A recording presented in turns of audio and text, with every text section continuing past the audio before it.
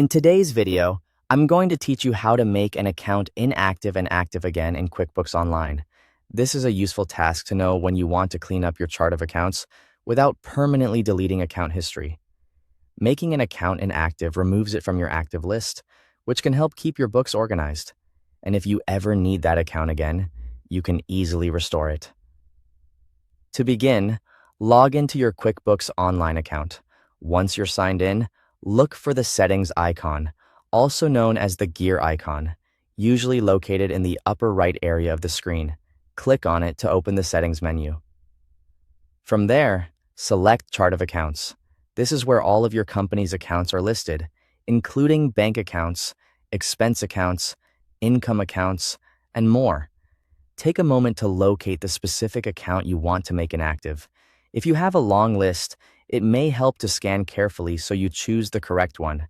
When you find the account, go to the action column on that same row. Click the drop-down arrow to view the available options. From the menu, select Make Inactive. QuickBooks will then ask you to confirm this change. Click Yes to confirm. At this point, the account will be marked inactive and removed from the active account list.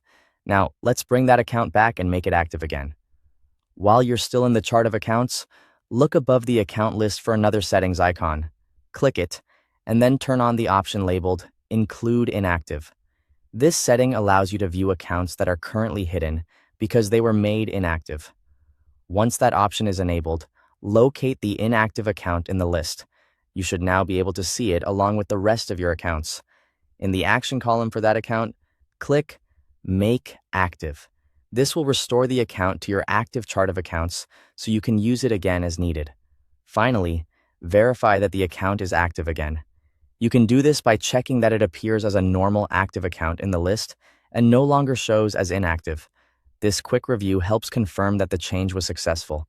That's all it takes to make an account inactive and then active again in QuickBooks Online.